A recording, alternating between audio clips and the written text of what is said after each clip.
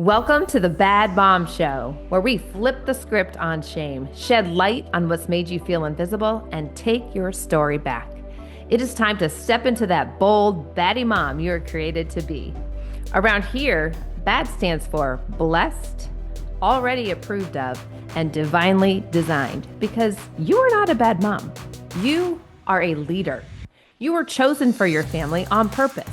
You are divinely designed and anointed as the heart of your home, and you can confidently own your mantle of leadership as a fiery woman to lead with boldness, not burnout. This is your space to reclaim the parts of your story that have felt like weaknesses and discover they were actually your superpowers all along. It is time to shine as a BAD mom. Are you with me? Let's go.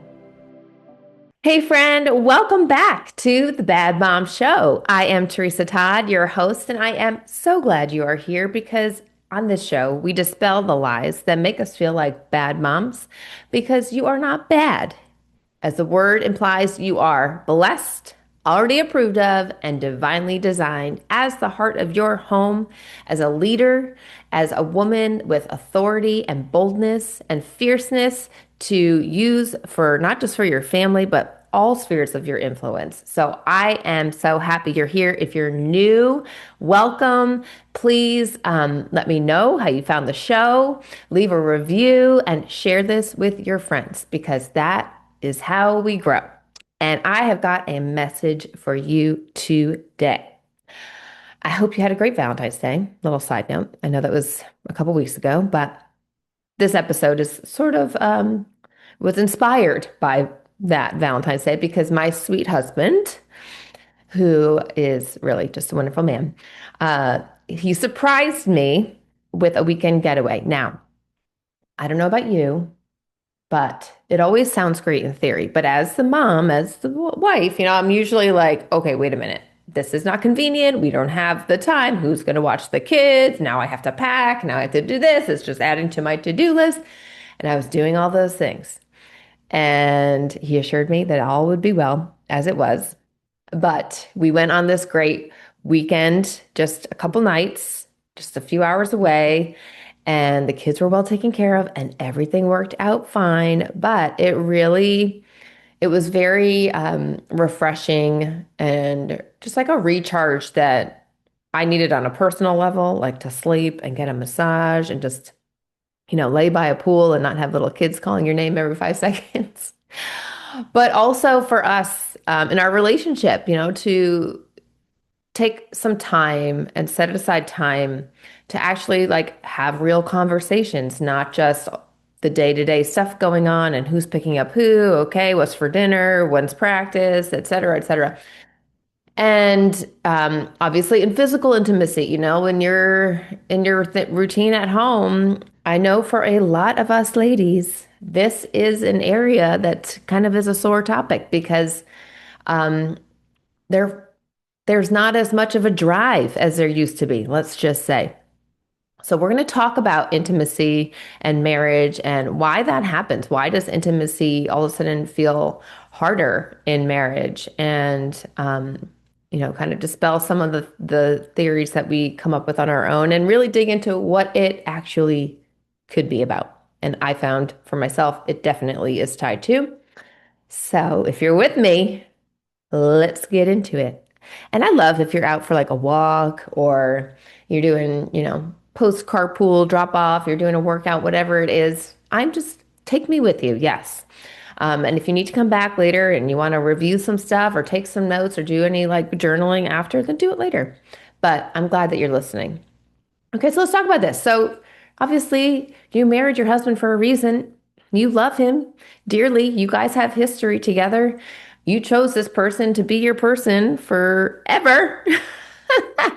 I can see the eye rolls. I can feel it already. Like, oh, if you only knew my husband. No, we're not here to husband bash. But truly, there was a reason, and you saw something in him that was like, wow, this is my person. This is who I want to spend life with. This is who I can be a partner with in this great adventure and build life, build a family with, and go through all the ups and downs with. Does it mean it's perfect? Absolutely not. It's never going to be. But you picked him for a reason. He picked you. And all of us want a strong, healthy marriage. But here's what we don't talk about is that once you get married, it's like all of the sudden there's this like magnifying glass shining upon every flaw, every hidden place in you that when you were just dating and you were single, you didn't have to acknowledge. You didn't have to bring it up. You really could keep things stuffed under the rug that you personally didn't even want to deal with. And now here's this person, and he's triggering you in ways that you didn't expect. And he's highlighting things, and you're responding in ways that feel familiar, but you're like, why am I responding to you this way?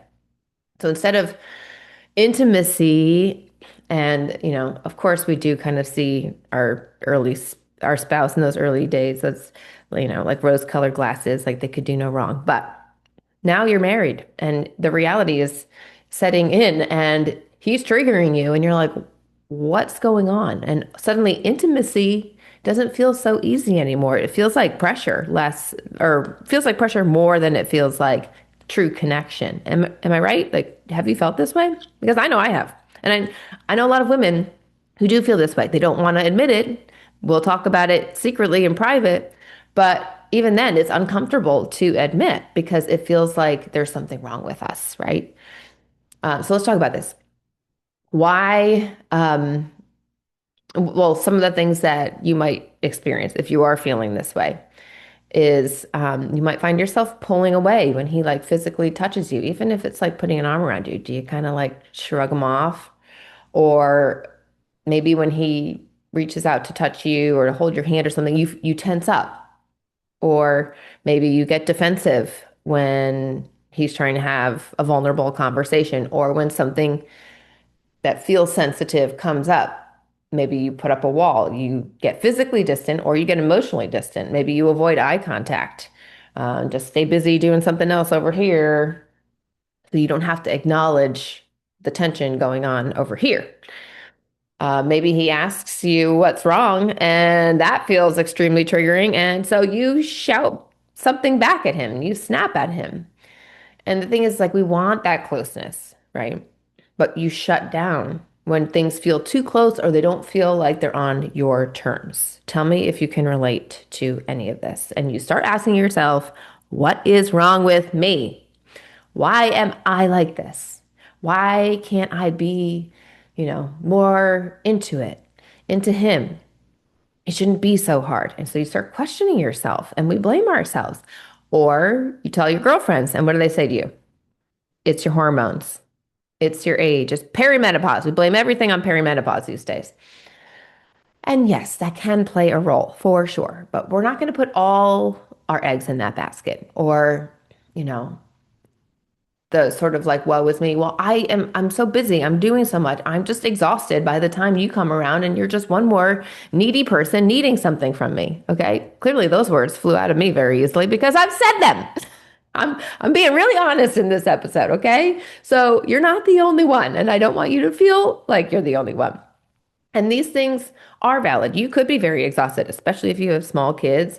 Hormones and age do start affecting your body physically and mentally and emotionally.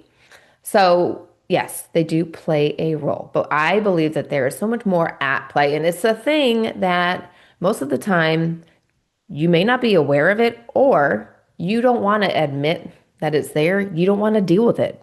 And that's your story, that part of your history that still carries pain, untended to, we'll use the word trauma. I know that that even can be triggering for people. Just woundedness, okay? Past pain that is still living in you, in your body. It has not been healed. And so therefore, it is still running the show. Now, we've talked about the nervous system and your brain a bit in other episodes. And just as a refresher here, remember, before you had words, you had a body, and your body came out immediately seeking, sensory information to figure out your place in the world. Am I safe? Am I loved? Who is my safe person? Are my caretakers okay? When mommy holds me, I feel warm, I feel safe. If mommy yells at me, oh, I feel danger. All these things, your brain's just collecting data.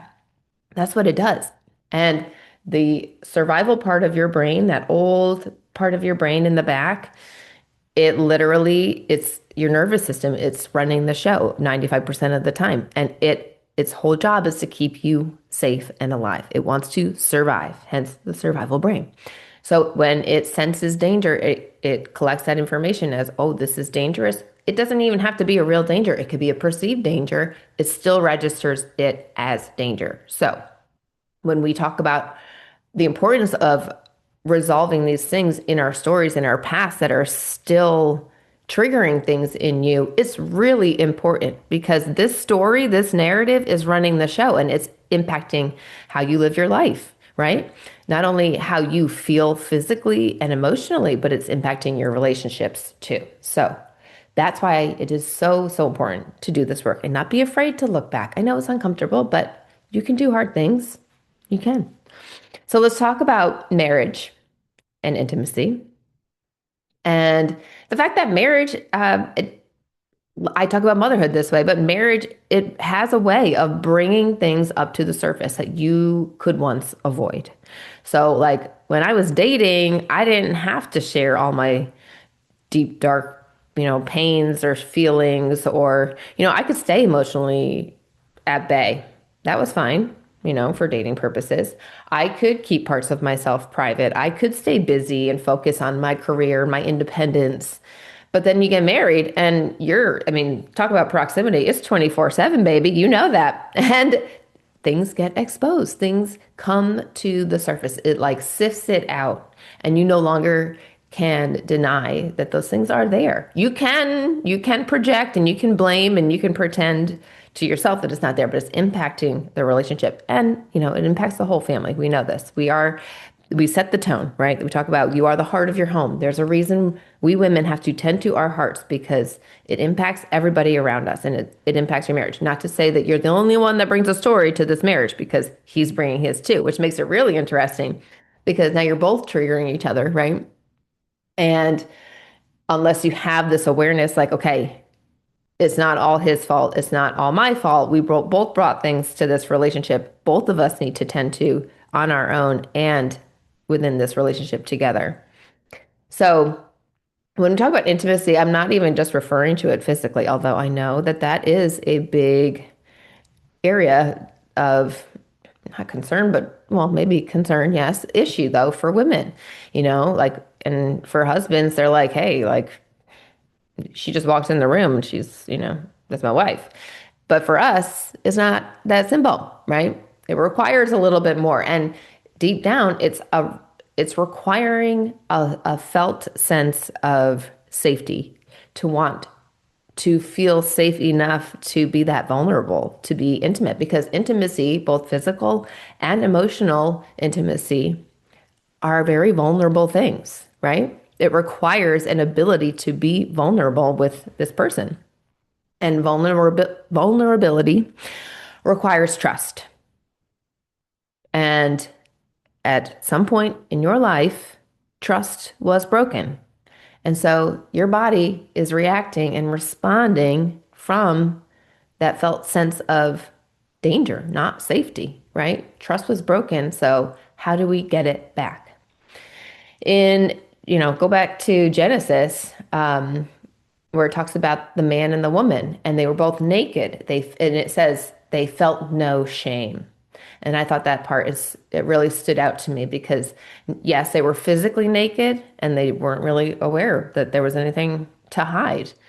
But there was also this emotional nakedness, there was no shame. There was no hiding. There was no defensiveness. There was no blaming until sin came into the picture, right? And then it was in an instant. They realized they were exposed physically. They immediately felt shame. They both withdrew, they hid, and they blamed each other.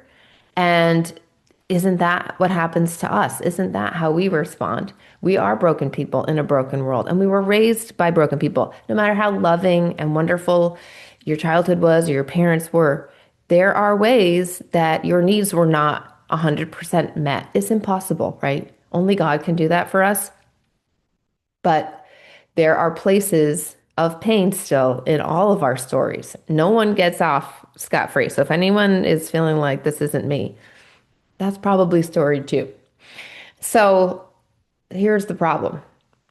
We're we're in our early years. The trust was broken. Our brain interprets that as danger. And then we learn to adapt and create sort of behavior modifications in order to avoid feeling that pain again. So maybe, ooh, sorry. Um, Vulnerability was not safe, was communicated to you as if you had big emotions, right? Anybody else? Hi, nice to see you. Me too. And you were punished for them. You were sent off to your room to deal with them by yourself when you were not old enough to understand how to do that. Nobody taught you how to regulate your feelings. So your big feelings became dangerous to your brain. Ooh, when we feel that way, that pushes people away. So we're going to avoid feeling that way again. And when we do feel that way, we're going to feel shame and blame ourselves. Or maybe your emotions were mocked. Maybe they were completely dismissed and you were literally emotionally abandoned. That happens too. Maybe, as I said, you were sent away for having not even just big feelings, but like neediness, right? We internalize that as there's something wrong with me. I am bad.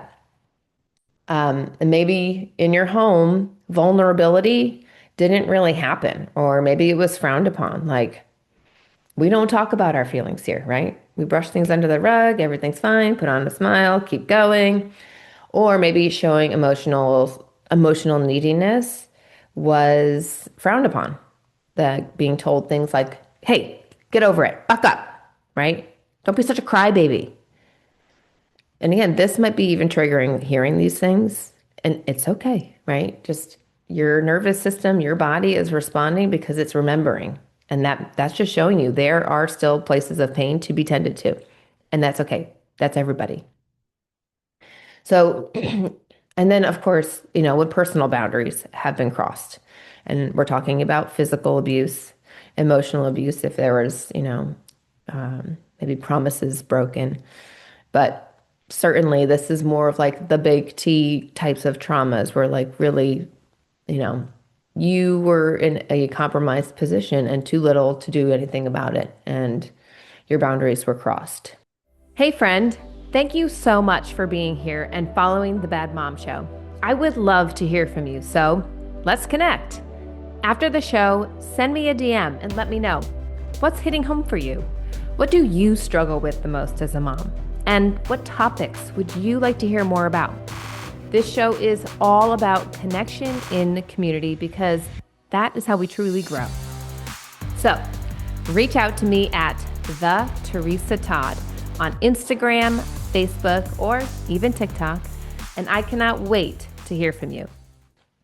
So our brains, in the incredible way that God created them, adapt, and they adapt to keep you feeling safe or even to physically be safe. So it shuts certain things off, even like pleasure areas of your brain, and puts up walls to protect you as defensiveness. So like if intimacy was abused, if your emotions were mishandled, where trust was broken, your brain decided, do not go there again. I'm not going to let that happen again. So now you're an adult and you're in a safe marriage with your husband. And I just, actually, before we go further, let me just disclaimer this, like this conversation is for you if you are in a safe marriage. This is not a conversation about an abusive marriage. If you are in an abusive situation, obviously your safety comes first and you need to do what you need to do to keep yourself safe, right? You need to exercise wisdom. So we're talking about in marriage where you love your spouse and your husband loves you and it's a safe relationship and you can't understand why it's so hard for you to lower your guard and let him in and be intimate. That's what we're talking about. Okay, so I just wanted to say that before we continued on. But so now you're an adult, you're in a safe marriage, and your husband wants to be close to you and he reaches out for you. what happens? Your body remembers emotional and physical danger. And so you withdraw, you pull back, literally, physically, or you might emotionally, not because you don't love him, right? But because deep inside of you, your brain has registered that vulnerability is dangerous. So the walls that were actually put up to protect you when you were in an unsafe situation are now a prison cell, keeping you from the very thing that you want. You want to let him in. You want to feel love and give love. You want that freedom, that easygoingness that probably was there when you were first dating. And now you're like, what the heck happened? We got married and it just got hard. No, it's because now he's like reflecting things to you and you're reflecting things to him that are untended to and they're coming to the surface and they have to be exposed, right? We talk about bringing the light into the dark because the darkness cannot overcome the light. When we shine the light of truth in those dark places in safety, right? Then they lose their power. But it's vulnerable and that feels scary. When trust has been broken. I get it. I feel that too. So your distance is really your body and your brain's way of protecting you. So if you've been defensive, it's not wrong. It's a protective survival response. If you withdraw, same thing. It's a survival response. It's there to protect you. Your need for control in all situations, also a form of protection. So when he triggers you, instead of telling yourself he's the problem, he's too needy, he only wants one thing, he doesn't understand me, he's not sensitive enough, he's being insensitive of my needs. Yes, that is possible. There could be some stuff to work through there, right? There might be some skills that we need to develop. There might be some communication work that needs to happen. But truly, deep down, when we get honest about what is at the root, it's not him that created it. He's just touching it, right? It's like pressing his little finger unintentionally on that thing that you weren't aware of before. But now that we're doing this, now that we're getting curious, instead of judging it or pushing it away, the truth can start coming out.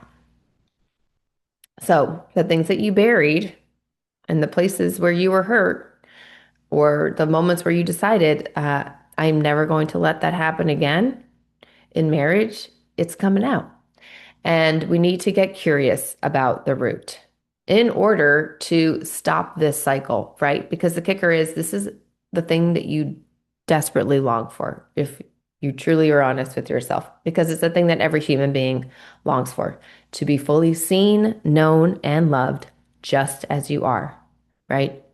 With no expectations, no parameters around it. Like if I'm this, then if I do this, no performance attached to it. To be able to be flawed, right? Come to the table like, this is who I am. I know I'm not perfect. I have big, messy emotions sometimes, and have somebody not turn away and not reject you, right? Not look at you like there's something wrong with you. And that probably happened at an earlier time in your life. There's a it's not, you want to be desired. That is an inherent desire in every human being, right? We want that, especially with your spouse, but not when it feels like pressure. And you just want to feel fully loved and chosen. Like the idea of that is so, it like gives me relief even saying it. Like we all want that because that's how we were created. We were created for connection. We're wired for relationship, for safe, healthy relationship. But our pain and those broken places existed in our closest relationships early on. So now that's why it's hard, if we haven't tended to those wounds, to allow this safe person into the depths of our heart and to be vulnerable and to be intimate and to have that deeply loving, fun, open, free relationship that we desperately long for. It becomes a pressure, and it feels like something we have to do and we have to get right and we have to do better. All of that is storied or blaming him. It's all his fault, not me. It's him. A defensive mechanism. We're just having awareness, right? We're just getting curious, and it's okay. It is okay. God's love for us, though, is what we really need to start tapping into. And that can even feel hard, right? Trusting God and His love. Like, well, is He really for me? I've asked myself that. Yes. And the more, again, you fill your mind with the truth, with His word, and you sit with Him and you let Him minister to you, you let His love just seep into every fiber and cell of your being, whether that's through worship music or journaling and praying and going to His word and finding scriptures that come back to the truth of who He created you to be and His love for you. Doing those things actually starts to rewire your brain. In 1 Corinthians 13:7, it says that love bears all things, not some things, all things. It believes all things, hopes all things, and endures all things. That kind of love creates safety. That kind of love will help restore intimacy. So go to God with these things first. It might not feel safe. You might not feel safe enough to share everything right away with your husband. That's okay. You could give them a little snippet like, hey, I'm working on this. I realize I have these parts of myself that are influencing our relationship. Maybe it'll spark some curiosity for him to look at his too. But we have to receive that love first and truly then to learn to trust and love yourself, right? Because if we're honest, we are really hard on ourselves and probably have not been the kindest, probably have not been the most loving in order to then allow ourselves to soften, to be more open, and to share those vulnerable places that it feels scary and it feels exposing, but with the trusted, safe person, your husband, um, it can be held with love and compassion. All right, let's talk about the hormones. We got to go there because I know many of us immediately run to the doctor and get our hormones tested. And I did get my hormones tested, by the way, and they were fine. They were fine. So, uh, I did not have low testosterone or anything like that. But yes, I do want to just acknowledge that hormones absolutely play a role in libido and just your happy hormones. If your gut is a mess, that's where your happy hormones live. So when stress hormones are running the show and you're living off of cortisol and adrenaline, you're literally you're exhausting your system, right? And so your gut health is probably depleted, your brain is exhausted. So then we're not really great at being emotionally balanced, shall we say. We get triggered a little bit easier. You might be overtired, right? You're doing too much. You're pushing, staying busy because we've attached our doing to our worth. It is layered. It is layered. But yes, hormones can play a role. Stress will definitely play a role. And exhaustion, right? But how many times do we use exhaustion as an excuse, right? We run ourselves into the ground and then say, we're too tired, right? So, there might be something to look at there besides how tired you are. Maybe the why. Why do we stay so busy? What does it help us to avoid?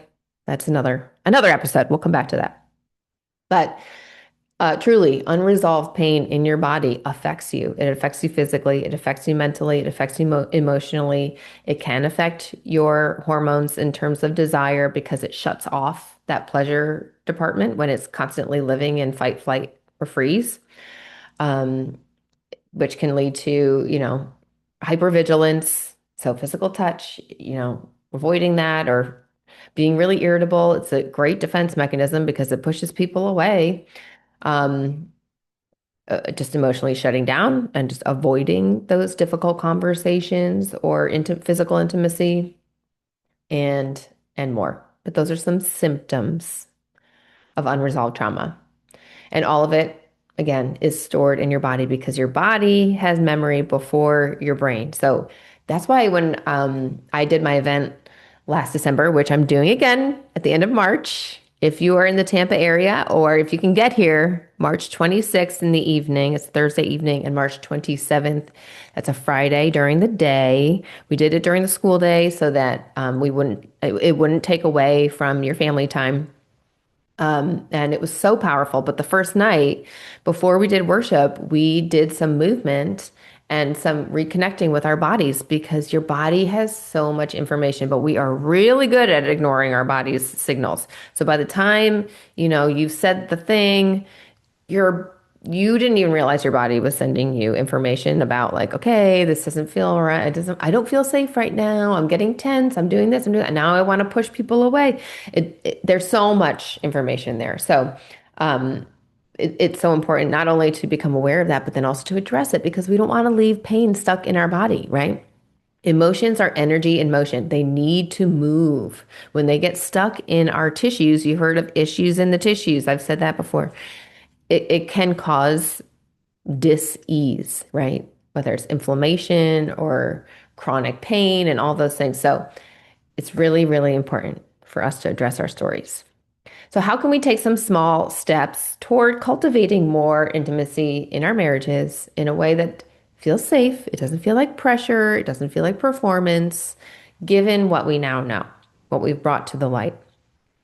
I'm going to give you a few things that you can do. And again, I will preface this with these will feel uncomfortable because it is going against your survival brain's defense mechanisms. It's going against what your body and your brain are so used to operating in because you go there so easily without even realizing it. Like you have highways in your brain now that have been developed over time through these belief systems that are influencing how you think, feel, and act, and how you perceive other people and relationship and whether it's safe or not.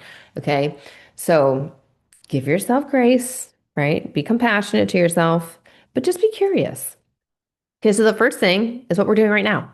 Identify your protective patterns without shame. Okay. Just with curiosity. Curiosity kills shame. This was so helpful for me when I learned this in my own work. Because especially if you're performance driven, shame can feel like quite the motivator, shall we say? But shame it is so powerful. But it communicates that there is something wrong with you to be fixed. It doesn't say like, oh, maybe I did something bad. It says, no, I am bad. There's something bad, inherently flawed about me that cannot be fixed. So I better hide this thing. Nobody can see it. I can't let anybody get close to it. So we don't want that. We want curiosity. Okay, I feel myself pulling away right now. I'm getting tense. This conversation feels uncomfortable. I want to run out of the room. Whoa, whoa, whoa. Okay, let's slow down. What am I actually feeling right now? Ask yourself that in those moments. Or if it's too late and, the blow up happens or you did the avoidant thing afterwards, what were you actually feeling? Where did you feel it in your body? And just notice, what did it feel like? Okay, what emotion is it communicating to you? Well, actually, I'm really feeling afraid. I'm feeling scared right now. I feel out of control. Okay, what does that remind you of? And a memory will probably come up, maybe more than one. Okay, where are these places in my story? And you can write these things down. What is my story? I'm sorry, what story is my body communicating to me in this moment? Right? And that's going to come through the beliefs that you've created. So we're shifting out of fame, no, shame. Shifting out of shame into curiosity. And that is going to help you have more compassion for yourself and be more willing to be more open with your husband about those things. It was very eye-opening for me when I started doing this.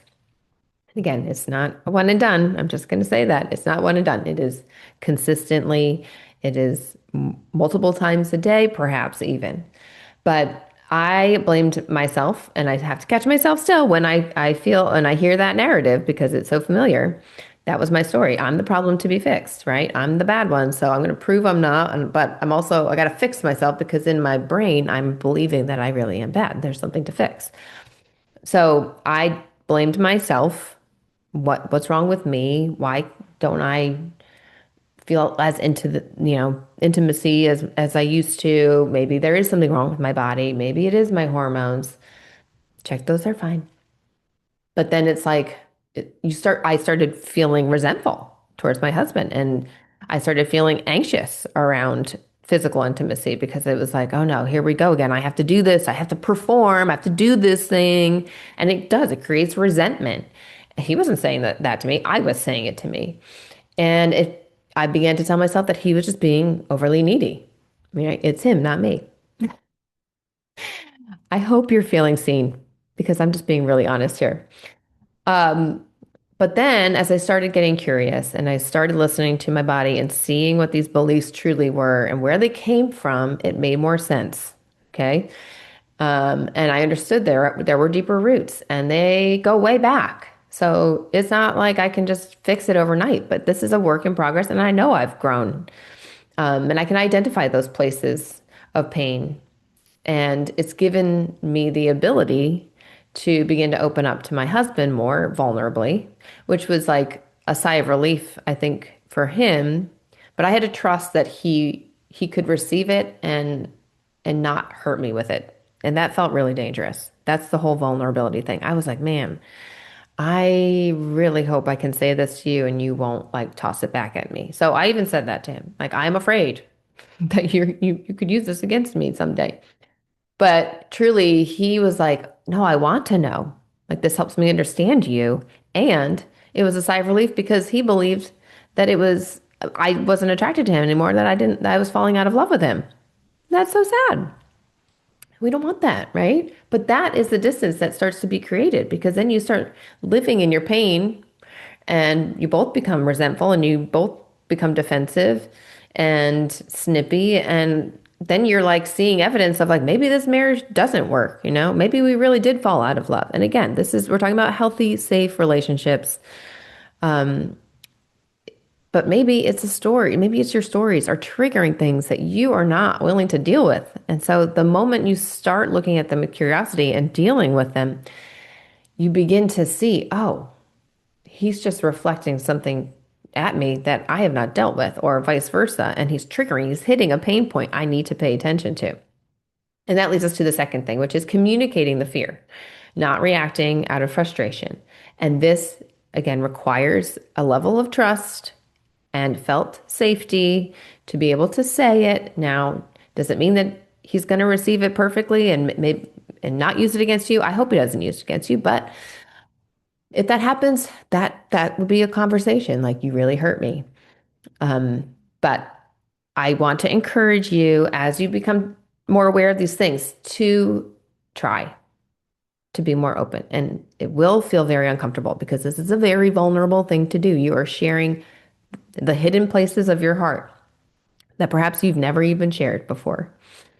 But just remind your brain that's trying to protect you that he is safe, that he is loving, that he is your partner in this life, and he wants the best for you and he wants the best for your marriage. And then share honestly. So instead of telling him that he's pressuring you or he's too needy and pushing him away, try saying something like this. I am realizing that closeness sometimes feels overwhelming to me. I realize it's connected to something deeper in me that I need to work on. And I want to be open with you, but it's vulnerable and that feels scary to me. I want to work on this with you, but I need you to be patient with me. Can you do that? Like, can you help me through this? And I guarantee he will say yes. Not to fix it, but to just have awareness, right? That vulnerability invites intimacy. You will feel a shift immediately. The defensiveness keeps the walls up. It keeps you in prison and it blocks intimacy. Now it's not going to change overnight, as I said, but it's like cracking the door open. And then once that light shines in, it's going to penetrate that darkness and it's going to keep growing and growing. And it's communicating to your brain in small doses. It's okay to be vulnerable. It's safe to come out now. We can be vulnerable. Intimacy is not dangerous. And then the last thing is rebuilding that felt sense of safety in small, non-pressured ways. And I think this is really great. We actually were driving back from our weekend away and heard something very similar to this on a podcast, and it actually sparked a conversation. We started talking about ways that we could do this, like what would he like? What would I like? Because we assume we know, right? Where we assume he knows and then he doesn't do it, and we're like, ugh. But try these things. They're very simple, like sitting closely together without any expectation of it going anywhere, or holding hands and praying together. That's a biggie. That's very vulnerable. Um, Having him give you a foot massage or shoulder rub with him understanding there's no pressure for this to go anywhere. He's just giving you some love. Um, or you could do it for him. Sharing something that you're afraid of. And again, he has to share something too. It's not just you. This one is so powerful. If you've never done it, it's really wild, and it often sparks emotion. But holding eye contact and not saying anything, just staring into each other's eyes for a few minutes. It is a very vulnerable act. You will feel uncomfortable. You will want to look away. And your goal is to not look away. If you do that one, I want to know. If you do any of them, I want to know because I'm cheering for you. Okay, so in closing, when safety increases, the desire will often follow naturally because your nervous system can finally exhale. You are not a mean or cold person. You are not bad. You are not distant or flawed, and you're not failing your husband or your marriage. Your body and your brain is doing its best to protect you. You learned a certain way of getting by that kept you feeling safe. It's your survival brain. And what once was there to help you is now hurting your relationships. So your marriage didn't create it, but it is pointing out the places that need tending to. And I really believe that's one of the gifts of marriage from God, is that he wants to use each of us to help reveal those places that need to be restored by his love first, and then to grow together, because it was never meant, God's intention was never fit for our joy, our safety, our trust to be broken, to be stolen. He wants us to have that freedom. He wants us to have that intimacy with our spouse. And the more we can slowly take those steps to build trust and safety, the intimacy will grow. It will. And you will feel more whole. You will feel more yourself, and you will feel more free. And that's going to have a ripple effect into your family. Your children are going to feel it. Your whole family dynamic will feel it. And it will create a more peaceful, loving, joyful home environment.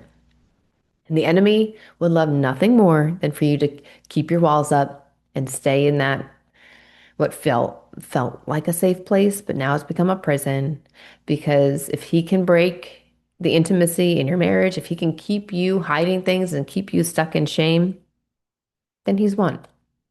But we're not going to let that happen, right? No way. That's not your portion. All right. So I know this was a lot. This was a personal one, but we have to go there. And I really hope that this episode spoke to you in a personal way. And if it did, I would love for you to let me know. Shoot me a DM. Find me on Instagram at the Teresa Todd and let me know. I'd also love it if you would share it with a friend, because I know, ladies, I'm not the only one and you're not the only one that has this feeling, right? And I would love if you would leave me a review. Your reviews really help push the show out to other viewers, other listeners. And the goal of this podcast is to expose those lies that have kept us stuck in negative cycles of shame and pain and blame, playing small, and really just being denied of the true, fruitful, joyful, free life that God has for you. So I hope you enjoyed today. I will be back next Wednesday. I hope you will be too. Invite your friends. And again, let me know how this episode hits. And if you do those action steps or any of them, right? Small steps, let me know how it goes. All right. I'm rooting for you. I'll talk to you next time.